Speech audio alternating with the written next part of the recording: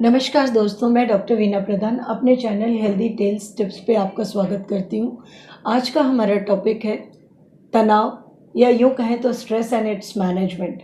इसके पहले एक आपसे गुजारिश करूँगी कि जिन हमारे व्यूवर्स ने हमारे चैनल को सब्सक्राइब नहीं किया, प्लीज़ सब्सक्राइब कर लें और बेल आइकन भी दबा दें, जिससे हमारी मुलाकातें होती रहें और हम उसके ज़रिए आपसे मिलते रहें।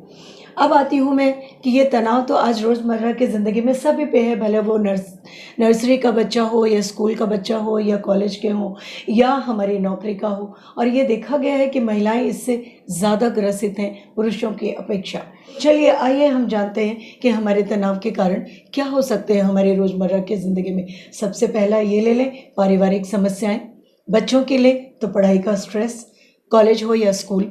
नौकरी का ले लें, वो टेंशन, काम को पूरा करने का। परिवार में अगर हस्बैंड वाइफ में आपस में कोई कॉन्फ्लिक्ट हो गया, या यूँ कहें कि आज बड़ा चलन है वो मेरा बॉयफ्रेंड वो मेरी गर्लफ्रेंड, अगर उनमें ब्रेकअप हो जाता है तो वो तो बहुत बड़े डिप्रेशन तक में चले जाते हैं, उनका टेंशन। या आर्थिक परेशानियां हमारी जो इस पीरियड में हो रही हैं, हमें उन चीज़ों से हमें किस तरह बचना है और किस तरह करना है, ये मैं आपको बताती हूँ।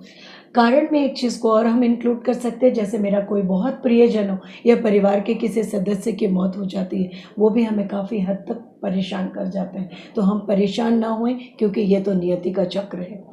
हम जानते हैं कि इनके लक्षण क्या होते हैं। सबसे पहला लक्षण क्या होता है कि हम चिड़चिड़े हो जाते हैं, हमारा काम में मन नहीं लगता, किसी के भी बोलने पे हम भावनात्मक स्रोत में बहने लगते हैं, कई बार रोने लगते हैं, कई बार झगड़ा करने लगते हैं, कई बार अपने आप को अकेले कमरे में बंद कर लेते हैं, कई बार अपने आप को दोषी ठहराने लगते हैं कि ये काम नहीं हुआ, इसका दोष हमारे ऊपर। पर ये ना करें।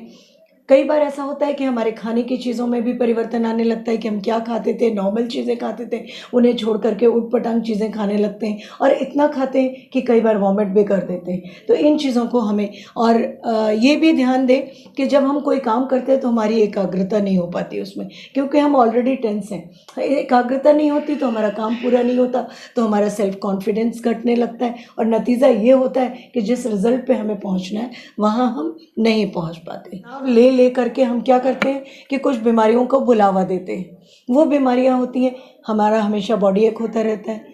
दूसरा, हम टेंशन कर करके हाइपरटेंशन की तरफ जाते हैं, डायबिटीज़ को न्योता देते हैं। कुछ लोग आते हैं कि बाल झड़ रहे हैं, इतने टेंस हो जाते हैं, स्किन का टेक्सचर ख़त्म हो जाता है, हम सुंदर और स्वस्थ दिखना ख़त्म होता है हमारा और हम एक बीमार आदमी की तरह दिखने लगते हैं। अब हम सोचें कि इसका निदान क्या है।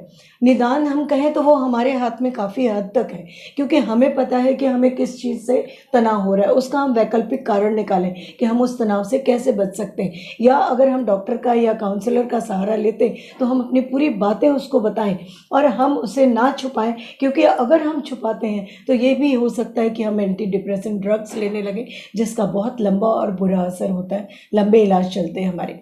तो ये निदान करके अगर हमारी आर्थिक परेशानियाँ हैं उसका निदान हम करें कि हमारे उतने बजट में कैसे करेंगे। अगर पढ़ाई की परेशानी है तो हम ये करें कि हमें कितने दिन में हमारा कौन सा लेसन ख़त्म करना है, कब करना है। मैं तो यहाँ स्टूडेंट्स और सारे पेरेंट्स से गुजारिश करूँगी कि रोज़ रोज़ वो थोड़ा पढ़ें, तो कभी ऐसा नहीं होगा कि उनके एग्ज़ाम के टाइम में उनको कोई टेंशन हो या उन्हें कुछ ना आता हो। आप ये बिल्कुल ना सोचें कि जो हम आज के दिन पढ़ रहे हैं वही एग्ज़ाम में लिख पाएंगे। No, it's not like that. अब पहले जो पढ़ा हुआ वो भी हमारे मानस पटल पे कहीं ना कहीं स्टोर होता है, जो हमें फ़ायदा देगा और उस चीज़ से हम बच सकते हैं।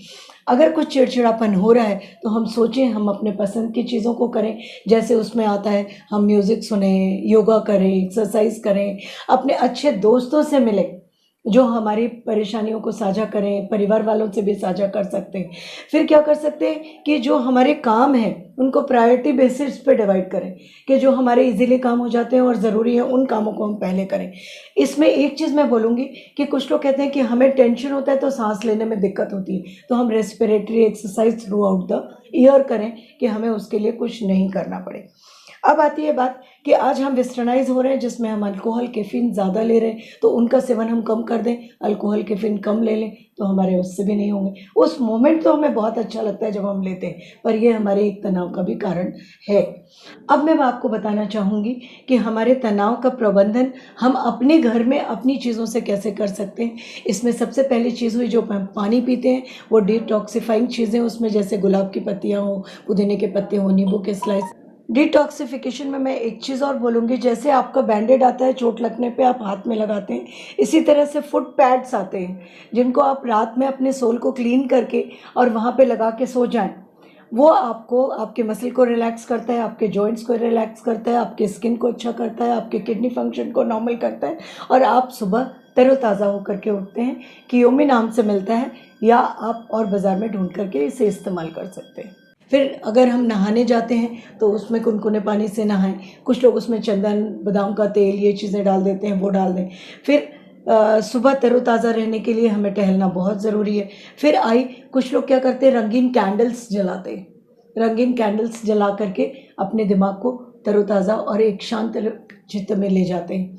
फिर बात आती है हमारे हमेशा मैं खाने पे जोर देती हूँ, तो कुछ ऐसी चीज़ें खाएं जो फ्रेश हो, विटामिन सी से भरपूर हो, हरी सब्जियां हो। अगर आपकी सुविधा है तो काजू बादाम भी ले सकते हैं, हर्बल टी ले सकते हैं और डार्क चॉकलेट वो ले सकते हैं। ना खाएं उसमें तो मैं हर बार बता चुकी हूँ कि जंक फूड का इस्तेमाल ना करें, अल्कोहल कैफीन का इस्तेमाल ना करें।